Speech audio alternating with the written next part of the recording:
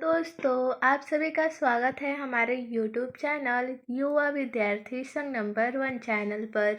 हम लोग पढ़ने वाले हैं आज के इस वीडियो में कक्षा 8 का हमारा इतिहास और नागरिक जीवन यूपी बोर्ड का पाठ 9। इस पाठ का नाम है भारत का स्वाधीनता आंदोलन। इस पाठ के हम सभी प्रश्नों का उत्तर करने वाले हैं। तो आइए देखते हैं प्रश्नों को। तो प्रश्न करने से पहले हम यहाँ पर शब्द दिया है उसका अर्थ जान लेंगे। तो शब्दावली है सत्याग्रह, तो इसका अर्थ होता है सत्य के प्रति आग्रह।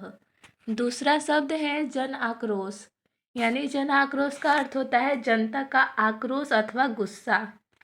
जन का अर्थ होता है जनता या लोग, आक्रोश का अर्थ होता है गुस्सा या क्रोधित होना, तो इसलिए इसका अर्थ हो जाएगा जनता का आक्रोश अथवा गुस्सा।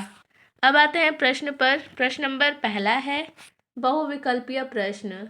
तो प्रश्न नंबर पहला से प्रश्न पहला है रौलेट एक्ट पास किया। विकल्प क है सन 1917 ईस्वी में, विकल्प ख है सन 1918 ईस्वी में, विकल्प नंबर ग में दिया है सन 1919 ईस्वी में, विकल्प नंबर घ है सन 1920 ईस्वी में। तो इसका विकल्प नंबर ग सही हो जाएगा। दूसरा है प्रथम गोलमेज सम्मेलन हुआ। तो किस सन में हुआ? तो इसमें 4 विकल्प है। पहला विकल्प में दिया है सन 1931 ईस्वी में, ख विकल्प में दिया है सन 1930 ईस्वी में, विकल्प ग में दिया है सन 1934 ईस्वी में, विकल्प नंबर घ में दिया है सन 1929 ईस्वी में। तो इसका विकल्प नंबर ख सही हो जाएगा, सन 1930 ईस्वी में। प्रश्न नंबर दूसरा है अति लघु उत्तरीय प्रश्न। तो प्रश्न नंबर दूसरा से प्रश्न पहला है गांधी जी ने सत्याग्रह आंदोलन किस सन में शुरू किया? तो इसका उत्तर हो जाएगा गांधी जी ने सत्याग्रह आंदोलन सन 1919 में शुरू किया। दूसरा प्रश्न है 13 अप्रैल 1919 को कौन सी घटना घटी थी? तो इसका उत्तर हो जाएगा 13 अप्रैल 1919 को जलियांवाला बाग हत्याकांड की घटना घटी थी। प्रश्न नंबर तीसरा है 5 मार्च 1931 ईस्वी को सरकार और कांग्रेस में कौन सा समझौता हुआ? तो इसका उत्तर हो जाएगा 5 मार्च सन 1931 ईस्वी को सरकार और कांग्रेस में एक समझौता हुआ जिसे गांधी इरविन समझौता कहते हैं। प्रश्न नंबर तीसरा है लघु उत्तरीय प्रश्न। तो प्रश्न नंबर तीसरा से प्रश्न पहला है दांडी यात्रा किसने और क्यों की थी? तो इसका उत्तर हो जाएगा दांडी यात्रा गांधी जी ने की। उन्होंने दांडी नामक स्थान पर नमक बनाया और ब्रिटिश सरकार के सामने एक बड़ी चुनौती खड़ी कर दी। प्रश्न नंबर दूसरा है होम रूल लिंग स्थापित करने का क्या उद्देश्य था? तो इसका उत्तर हो जाएगा सन 1914 ईस्वी में लोकमान्य तिलक ने होम रूल लिंग की स्थापना की। इसका उद्देश्य अंग्रेजी साम्राज्य के अधीन रहते हुए भारतीयों को अपने शासन करने की स्वतंत्रता देना था।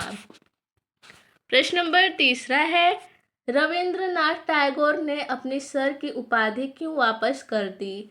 तो इसका उत्तर हो जाएगा जलियांवाला बाग हत्याकांड के विरुद्ध में रविंद्रनाथ टैगोर ने अपनी सर उपाधि वापस कर दी थी। प्रश्न नंबर चौथा है दीर्घ उत्तरीय प्रश्न।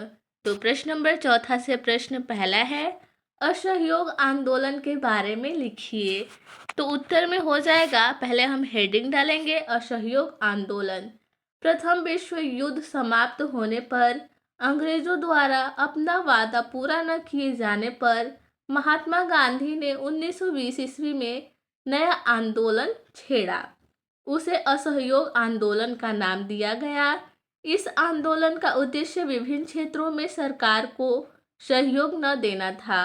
गांधी जी ने इस आंदोलन को देश में अंग्रेजी शासन को ठप करने के उद्देश्य से चलाया था। आगे है हेडिंग डालेंगे असहयोग आंदोलन का कार्यक्रम। तो इसमें हो जाएगा गांधी जी ने असहयोग आंदोलन का कार्यक्रम निम्न प्रकार प्रस्तुत किया था। पहला है सरकारी शिक्षा संस्थाओं का बहिष्कार किया जाए, दूसरा है विधानमंडल की बैठकों का बहिष्कार किया जाए। तीसरा है न्यायालयों का बहिष्कार हो। चौथा है विदेशी वस्तुओं को त्याग दिया जाए तथा स्वदेशी वस्तुएं अपनाई जाए। पांचवा में है सरकारी नौकरियों तथा उपाधियों का त्याग किया जाए। और छठवां है देश में राष्ट्रीय शिक्षा संस्थान स्थापित किए जाए। सातवां है जन जागरण के लिए सार्वजनिक सभाएं तथा जुलूस की व्यवस्था की जाए। तो आज के वीडियो में बस इतना ही प्रश्न था। मिलते हैं अगले वीडियो में। धन्यवाद।